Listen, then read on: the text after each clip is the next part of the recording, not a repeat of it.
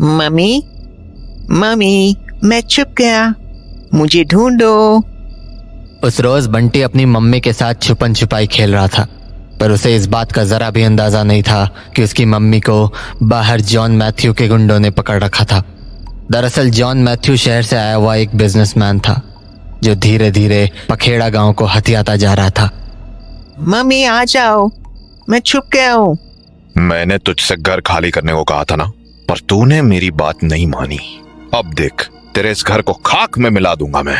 ए, लगा दो इस घर को आग। नहीं नहीं नहीं, ये मत करो बंटी। मम्मी मुझे ढूंढ के बताओ।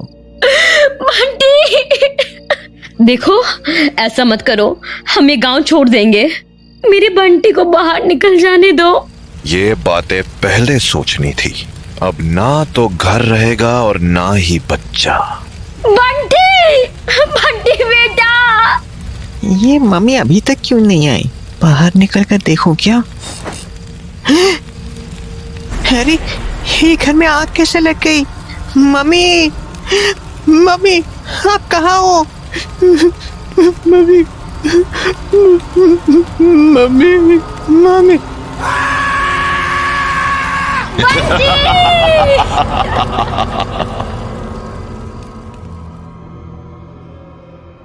मैं हूँ कुंदन। ये बात कुछ साल पहले की है, जब मैं अपने नाना नानी के घर आया था और उस वक्त मेरे नाना जिंदा थे और मेरी नानी का असली रूप किसी को भी नहीं पता था। उन दिनों गांव में एक अजीब सा डर फैला हुआ था। एक एक करके गांव के बच्चे गायब होते जा रहे थे, पर मैं फिर भी हर शाम खेलने जाया करता था। तो एक शाम मैं और मेरा दोस्त डब्बू खेल कर घर लौट रहे थे, तभी हमें एक आवाज़ आई। ओए डब्बू, कुंदन। हाँ इधर देखो, इधर। हाँ, छुपन छुपाई खेलोगे क्या? आ जाओ आ जाओ, खूब मजा आएगा। अरे ये तो बंटी है। चल कुंदन, खेलते हैं ना। ए, तू पागल हो गया है क्या? तुझे पता है ना, ये घर जल चुका है और वो बंटी कैसे हो सकता है पागल? बंटी तो मर गया है ना। अरे पर वो सामने ही तो खड़ा है बंटी। चल ना, खेल कर आते हैं। नहीं, मुझे तो पक्का कोई गड़बड़ लग रही है। मुझे नहीं लगता कि हमें अंदर जाना चाहिए। तू ना पागल है, रह फिर यहीं, मैं जा रहा हूँ। बंटी, मैं आता हूँ। हाँ हाँ, आ जाओ, हम खूब मजे करेंगे। तो डब्बू अंदर बंटी के साथ खेलने चला गया और मैं बाहर खड़ा खड़ा उसका इंतजार करने लगा। बंटी, मैं तो आ गया, पर तू कहाँ है? अरे मैं छुपा हूँ ना, ढूंढ के दिखा मुझे। अच्छा ठीक है, फिर मैं 10 से उल्टी गिनती गिनता हूँ, तब तक तू अच्छे से छुप जा।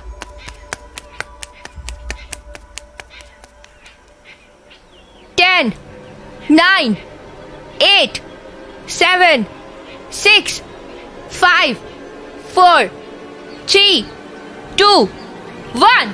छुपा या नहीं? मैं आ रहा हूँ। धप्पा।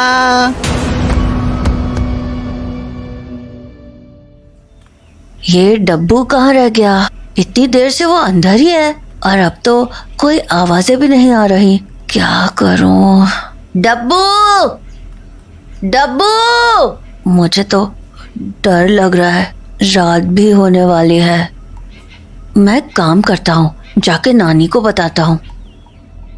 तो मैं भागकर नानी के पास चला आया और उनसे बोला, नानी, मुझे आपसे कुछ बात करनी है। अरे कुंदन, क्या हुआ तुझे?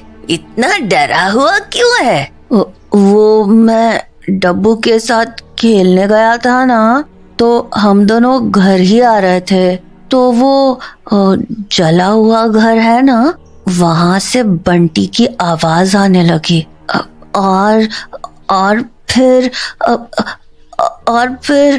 फिर डब्बू अंदर आ गया और वापस नहीं लौटा। यही हुआ ना?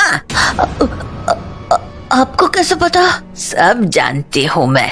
दरअसल तुम लोगों ने जिसे देखा वो बंटी था ही नहीं, वो बंटी की आत्मा थी। हाँ वही ना, मैंने डब्बू से बोला था कि मुझे कुछ गड़बड़ लग रही है। हाँ हाँ, तू बहुत होशियार है ना, तुझे तो सब पता है। पर नानी, अब हम क्या करेंगे? डब्बू को कैसे बचाएंगे? अरे रुक जा, इतनी जल्दी किस बात की है? बताती हूँ ना, आराम से। पर डब्बू। अरे तू डब्बू की चिंता छोड़, वो अब उस घर से इतनी आसानी से बाहर नहीं निकलेगा।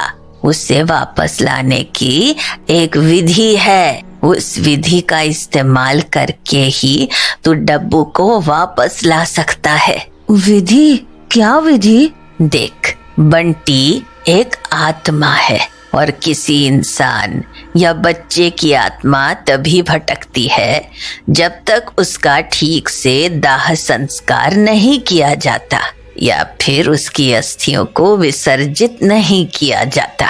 बंटी भी वैसी ही एक आत्मा है और शायद ताकतवर भी। इसलिए उसे शांत करने के लिए हमें उसकी अस्थियों को विसर्जित करना ही पड़ेगा। पर नानी, उसकी अस्थियां कहाँ मिलेंगी? बंटी तो जलकर मरा था ना। अरे तो उसका कुछ हिस्सा तो रह गया होगा ना, जैसे दांत या फिर छोटी मोटी हड्डियां। हमें उन्हें ही विसर्जित करना होगा। पर ये सब मिलेगा कहाँ? उसी घर में जहाँ वो जलकर मरा था। पर नानी, उसकी अस्थियां विसर्जित करने हमें कहाँ जाना होगा? फिलहाल तो हम उसकी अस्थियों को इकट्ठा करके गंगा जल में डाल सकते हैं। बाद में हम उन अस्थियों को कहीं बहा देंगे। तो उससे डब्बू वापस आ जाएगा? हाँ बिल्कुल, और उसके साथ साथ बाकी बच्चे भी। तो चलो ना नानी, उन सभी को बचा लेते हैं। मैं कहीं नहीं जाऊंगी, जाना तो तुझे ही पड़ेगा वहाँ। क्या? मैं? पर नानी, मैं कैसे? शोर मत कर और ध्यान से सुन कि तुझे वहाँ जाकर करना क्या है। ये काम आसान नहीं होगा, इसलिए तुझे वहाँ जाकर उसे पहले गुमराह करना होगा। गुमराह? हाँ, और उसकी अस्थियों को चुनकर इस लाल कपड़े में डाल देना और फिर उसे गंगा जल में डाल देना। पर नानी, मैं गंगा जल कहाँ से लाऊंगा? उसकी चिंता तू मत कर, वो सब मैं तुझे दे दूंगी। पर नानी, ये तो बहुत डरावना लग रहा है। इसमें तो मैं फंस जाऊंगा, और अगर उसने मुझे अस्थियों को उठाते हुए देख लिया तो? हाँ तो देख लिया तो क्या हुआ? अरे पर उसने मुझे बाकी बच्चों की तरह उस घर में बंद कर लिया तो? अरे तू चिंता क्यों करता है? तुझे कुछ हुआ तो मैं आकर तुझे बचा लूंगी ना। और वैसे भी सारे काम मैं ही करूंगी, तो तू बड़ा कैसे होगा? हाँ, अब चल मेरे साथ, मैं तुझे सारी चीजें दे देती हूँ जो तेरे काम आएंगी। तो नानी से गंगा जल का कलश और वो लाल कपड़ा एक बैग में लेकर मैं वापस उसी घर के पास पहुंच गया और वहां बंटी मेरा इंतजार कर रहा था। ओए कुंदन, तू आ गया? चल ना, छुपन छुपाई खेलते हैं। अभी? हाँ, अभी। पर अभी तो इतनी रात हो गई है। अरे तो रात में तो और भी मजा आएगा ना, आजा। ठीक है, आता हूँ, पर मेरी एक शर्त है। शर्त? कैसी शर्त? पहले मैं छुपूंगा और तू मुझे ढूंढना। ठीक है। और एक और शर्त। अब क्या है? तू ना ऊपर जाकर 50 तक गिनना। ये तेरा घर है ना, तो तुझे तो सारी छुपने की जगह पता होगी, इसीलिए मुझे छुपने के लिए ज्यादा टाइम चाहिए। ठीक है, चल आजा, खेलते हैं फिर। तो बंटी की बात मानकर मैं घर के अंदर चला गया। अंदर से घर बिल्कुल खाली सा था और दीवारें जलकर काली हो रखी थी। मेरे दोनों तरफ से 2 रास्ते अलग अलग कमरों को जा रहे थे। हाँ? मेरे ठीक सामने एक सीढ़ी ऊपर की ओर जा रही थी। मैं उन सीढ़ियों को देख ही रहा था कि मुझे ऊपर से एक आवाज सुनाई पड़ी। कुंदन, छुपने की जगह ढूंढ लो, मैं गिनती खत्म होते ही आ जाऊंगा। हाँ ठीक है। मैं जानता था कि मेरे पास वक्त बहुत कम था, तो मैंने अपने जेब से टॉर्च निकाली और उसे जलाकर अपने बाईं ओर वाले कमरे में चला गया। कमरा पूरी तरह से खाली था और दीवारें बुरी तरह से जली हुई थी। फर्श पर तो मुझे कुछ भी नहीं दिखा, तो मैंने अलमारी खोल के देखने की सोची। पर अलमारी के अंदर भी जले हुए कपड़े और लकड़ियों के अलावा कुछ भी नहीं रखा था।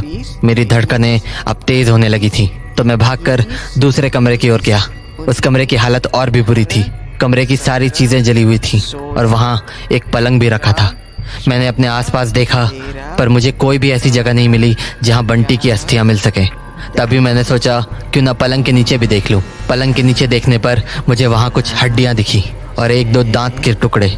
मुझे समझ आ गया कि नानी इन्हीं अस्थियों की बात कर रही थी। तो मैंने अपने बैग से लाल कपड़ा निकाला और उन सभी हड्डियों को उस कपड़े में डालकर उसे बांध दिया।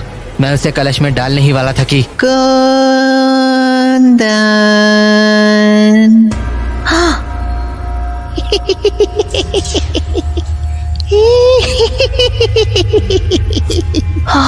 तुम पकड़े गए।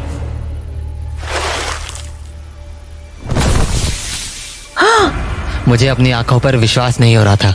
उन अस्थियों को गंगा जल में डालते ही बंटी मेरे सामने से अचानक गायब हो गया। मैं समझ गया कि नानी की विधि काम कर गई।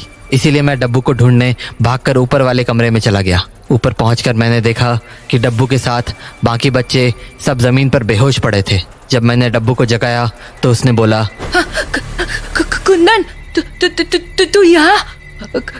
कुंदन, वो बंटी। घबरा मत, अब बंटी हमें कुछ नहीं करेगा। चल निकलते हैं यहाँ से। तो उसके बाद हमने बाकी बच्चों को जगाया और उस घर से आज़ाद होकर बाहर निकल गए।